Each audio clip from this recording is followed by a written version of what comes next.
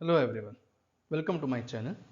Today we will start with the topic retirement of the partner which is in HSC of Maharashtra board. Okay, so starting with the introduction, what do you think? Retirement means coming of partner or going of partner? Obviously going of partner. Partner अगर business में से जा रहा है तो क्या उसने जो कैपिटल का पैसा इन्वेस्ट किया था आप लोग उसको वो वापस दोगे या नहीं दोगे? सीधी बातें देंगे। इसने जो भी इतना साल आपके साथ काम किया है और बिजनेस का नाम बनाया है, दैट इज योर गुडविल, क्या उस गुडविल का पैसा हम लोग उसको देंगे या नहीं देंगे? ऑब्वियसली वो भी देना पड़ेगा। That means the retiring partner is paid his share of capital as well as his goodwill. अच्छा, अगर वो रिटायर हो रहा है एक बंदा, तो क्या the continuing partner will share the profit in same ratio और the ratio will change? Obviously change. बराबर है। अब क्या लगता है तुम लोग को, पहले अगर 3 जन थे वो लोग शेयर कर रहे थे 3:2:1, यानी कि 6 रुपया का प्रॉफिट 3, 2 और 1 में था। अब एक बंदा चला जाएगा तो क्या 6 रुपये का प्रॉफिट 3, 2 और 1 ही मिलेगा कि 4 और 2 मिलेगा? ऑब्वियसली चेंज होगा कुछ ना कुछ। यानी पहले पार्टनर को जो मिलता था compare to that now they will receive more, right? So that particular change in profit is nothing but the gain ratio. It's exactly opposite of the admission, right? Admission में हम लोग को क्या था? Sacrifice ratio, but now we are having gain ratio. Done? Similar to the admission, here also the continuing partners decide कि हम लोग assets का value change करेंगे. Such change in the value of asset and liabilities results in profit or loss, and the profit or loss on revaluation is transferred to the capital account of the continuing partner, right? The continuing partners may decide to write off goodwill which is valued at the time of retirement. वो लोग बोलेंगे नहीं भाई goodwill अब भी value किया ना, चलो हम लोग उसको राइट ऑफ कर देंगे, right? Such goodwill normally is return of in the new profit sharing ratio, but अगर आपके सम में कुछ स्पेशल एडजस्टमेंट बोली हुई है तो you have to write off in that particular way. Sometimes the claim of partner, that is the retiring partner, is not settled in full. हमारे पास पैसा नहीं है तो हम लोग उसको क्या बोलेंगे, भाई हम तुझे पैसा नहीं दे रहे, हम लोग एक काम करेंगे बाद में देंगे, आज की तारीख में इसको तू लोन रख. Okay, so the amount will be transferred to loan. We will study this in detail when we go on the journal entries. Okay, I hope you are understanding. Okay, very good. Okay, तो अब हम लोग शुरू करते हैं practical छोटा सा example for gain ratio, right? Let us make an example. Supposingly A B C are partners sharing profit and loss in the ratio 5:3:2. They made a profit of ₹20. Then the share of partners will be A का 10 rupees. कैसे हम लोग जानते हैं वो लोग? That is 20 divided by 10 into 5. B का 6 rupees, C का 4 rupees. Now suppose we say that B retired from the firm. अब B अगर चला जाता है तो B का ऑन एन एवरेज फॉर्मूला क्या है? Ratio 3, right? तो 5:3:2 में से 3 चला गया, क्या बचा? 5:2, right?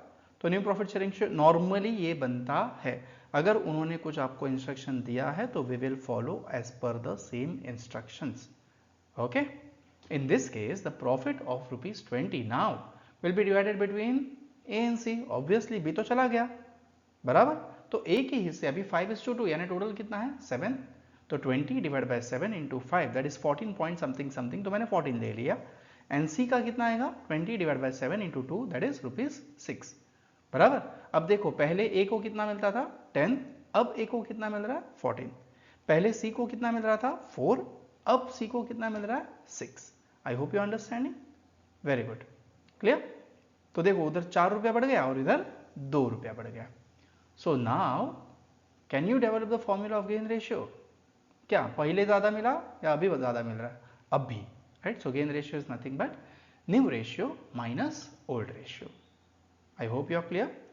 Yes, let us move ahead. I hope कि पहले का गेन रेशियो समझा. चलो ठीक है, एक और कर लेते हैं, राइट? थोड़ा सा दिमाग को प्रैक्टिस हो जाएगा and we will be comfortable for gain ratio. Supposingly we are having X, Y, Z are sharing profit and losses in the ratio 4:3:2.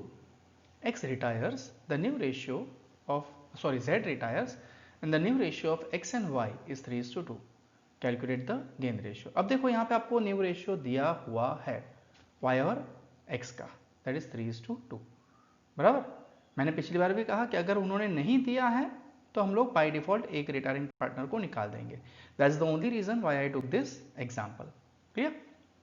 New ratio दिया हुआ है दैट इज 3:2 यानी कि 3/5 एंड ओल्ड रेशियो हमारे पास है 4:3:2 यानी कि 4 upon how much 4/9। Very good. तो देखो x का रेशियो क्या बन रहा है अपने पास 3/5 माइनस 4/9। हमेशा आदत रखना कि you right the formula. So new ratio minus old ratio that is 3/5 minus 4/9 that is 7/45 cross multiply करके। And y का ratio what we will get is 2/5 minus 3/9 that is 3/45. So the gain ratio of x and y will be what 7:3. Is it clear? Easy नहीं क्या? अरे एकदम easy कर। चलो ठीक है, अभी कितना easy है पता चल जाएगा। बराबर कि हम लोगों को पता भी तो चले कि कितना easy हुआ, हम लोगों को कितना समझा। तो एक example will be for you. You will solve it on the paper and you will write the answer in the comment box. Clear. तो एग्जाम्पल आप लोग के नजर के सामने है, मैं सिर्फ पढ़ लेता हूं सो दैट आपको डाउट ना हो। P, Q, R are partners sharing profit and losses in the ratio 3:2:1. Q retires from the business and P and R decided to share profit and losses in the ratio 3:2. बराबर। बस आप लोग को gain ratio ढूंढना है और जो भी रेशियो आए वो कमेंट में मारना है। Clear. Okay. Yes, now we come to accounts to be opened. ज़्यादा कुछ नहीं है, ऑलरेडी हम लोग कर चुके हैं। Same account, it is exactly opposite of the admission, so accounts will remain the same. कौन से? पहला revaluation account which is also known as profit and loss adjustment account. दूसरा पार्टनर्स कैपिटल और current account whatever is required as per the sum. मैंने capital देखा है ताकि दिमाग में ज़्यादा कन्फ्यूजन ना हो, बट सम के हिसाब से चेंज होते जाएगा, we will solve them. Okay. Balance sheet after retirement and any other account with special adjustment. Clear? Now let us understand the journal entries in detail. But उसके पहले एक बार गेन रेशियो का formula जरा बोलो तो। Okay, comment box में मारो। ठीक है, new ratio minus old ratio. Very good, done. So then मिलेंगे अभी। अच्छा, रेडी? जर्नल एंट्रीज के लिए थोड़ा सा कॉन्सेंट्रेट करके ओके एकदम फोकस होके फिर ध्यान दो, because this are the base. If you go wrong anywhere in the journal entries अपना सम पूरा रॉन्ग जा सकता है। राइट।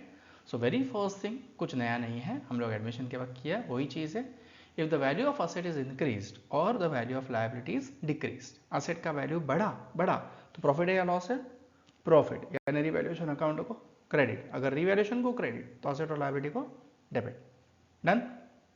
तो एंट्री क्या बना अपना, असेट और liabilities account debit to revaluation account. Done. Second entry, if the value of asset is decrease और the value of liability is increase, asset का वैल्यू कम हुआ या लायबिलिटी का वैल्यू को बढ़ा। सोचा? Very good. तो अपना लॉस है, यानी revaluation account debit to asset और liability. Then, if the goodwill of the firm is raised, goodwill बढ़ाया, नया असेट आया, यानी गुडविल को हम लोग क्या कर देंगे? Debit. Very good. To all partners, because सबने बढ़ाया ना, फर्म मतलब सबका हुआ। लेकिन if you are increasing only and only to the goodwill of the retiring partners, तो goodwill account debit to retiring partners. Clear? But then अगर continuing partner बोलते नहीं भाई हमें कंटिन्यू नहीं करना है, इस गुडविल को निकाल देना है, तो गुडविल को निकाल देना यानी क्या? Very good, return of. If the goodwill of the firm in is return of, both the cases में। अब रिटर्न ऑफ कौन करेगा, तीनों या सिर्फ continuing? Obviously continuing. Very good, शाबाश। तो continuing partners capital account debit, जो इस गुडविल को ऊपर किया था डेबिट, अब उसको हम लोग कर देंगे क्रेडिट। डन। हाँ, अगर फर्म का है तो हम लोग किस रेशियो में राइट ऑफ करेंगे? न्यू रेशियो में। और अगर सिर्फ रिटायरिंग पार्टनर का है तो हम लोग किस रेशियो में राइट ऑफ करेंगे? गेन रेशियो में। याद रहेगा इतना? शाबाश। चलो सभी को तो हो गया, अब प्रॉफिट है या लॉस है वो देखना पड़ेगा।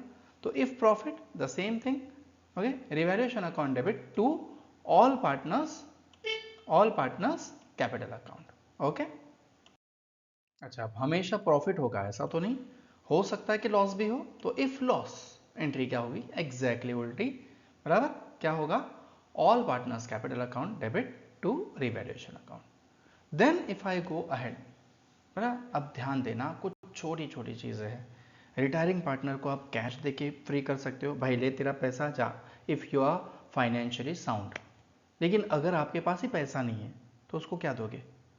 बराबर, वो जा रहा है, उसको देना तो पड़ेगा, बट आपके पास पैसा नहीं है, तो in that case what you can do, you can transfer to his loan account. या तो यू कैन कंबाइन कि भाई थोड़ा सा पैसा अभी ले और बाकी का तो लोन के तौर पे लो. Okay, so if cash is paid to the retiring partner, pay किया, retiring partner account debit to cash और बैंक. बराबर, if it is transfer to his loan account तो retiring partner account debit to loan account. And if both, then retiring partner account debit to cash और bank और to loan account. Done. Then अब ध्यान दो, एक छोटी सी बात है बट बहुत इंपॉर्टेंट है, एक हाथ दो सम में शायद आएगी, वो देख लेंगे अगर आई तो. बट बोलना मेरा फर्ज है, आप लोग को बताना मेरा फर्ज है, इसके लिए मैं बता रहा हूं. इज इट द केस के पार्टनर पहले ही दिन रिटायर होगा? सर नहीं, डाउट है. इज इट द केस के पार्टनर लास्ट डे पे ही रिटायर होगा? सर नहीं, डाउट है. हो सकता है कि बीच में भी रिटायर हो, राइट? 2 महीना, 5 महीना, 6 महीना, 8 महीना, जो भी हो, he have worked for those months. बराबर है. जब उसने वो 2 महीना, 5 महीना, 6 महीना, 8 महीना, 9 महीना, जो भी है उतना काम किया हुआ है, तो उतने महीनों का उसको प्रॉफिट देना चाहिए या नहीं देना चाहिए? सीधी बात है, देना चाहिए. बराबर है. तो बट प्रॉफिट तो हुआ नहीं, अब तक गिना तो है नहीं. प्रॉफिट या लॉस कब पता चलता है? At the end, when you prepare your final account. But now you are calculating profit or loss for the 2 months, 5 months, 6 months, 8 months, 9 months, whatever it is. So in that case, the profit is valued on the basis of previous year profit or on the average profit, which will be clearly said in your sums if it is there, okay, in your questions. This is just an extra knowledge. So in that case, you will value the goodwill and the share of the retiring partner will be calculated. समझो पिछले साल मेरा profit 24,000 का था, बराबर, यानी एक महीने का 2,000 हुआ, और इस साल पार्टनर 4 महीना रहा, तो 8,000 इज द प्रॉफिट. उसमें से उसका शेयर निकाल देंगे. बट एक्चुअली प्रॉफिट हुआ है क्या? नहीं. एक्चुअली इस साल का प्रॉफिट गिना है क्या? नहीं. So in that case the profit will be transferred to P&L suspense account. Clear? Entry क्या बनेगी? Profit and loss suspense account debit to retiring partner. I hope it is clear. बड़ा ईजी लग रहा है? अब ईजी तो लग रहा है, हम लोग सीख भी रहे, लेकिन थोड़ा सा हम लोग मतलब बिगिरी कर रहे हैं, खुद ही सीख रहे हैं, राइट? वीडियो को सब्सक्राइब करो, मतलब चैनल को सब्सक्राइब करो, वीडियो को शेयर करो, लाइक करो, बराबर, so that we can meet the maximum limit and we can meet live. अगर 1000 सब्सक्राइबर अपने हो गए तो हम लोग लाइव आ पाएंगे. बराबर. तो एक दिन में अगर हम लोग 4 घंटा भी सीखते हैं तो 4 स्टैंडर्ड्स एक साथ सीख पाएंगे, right? I can plan out the lectures accordingly if we can come live.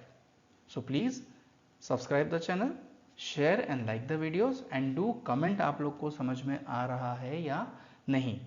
आप लोग की कमेंट ही मुझे अलग अलग तरीके सिखाएगी कि how to I teach, right? Okay, bye, thanks for your cooperation.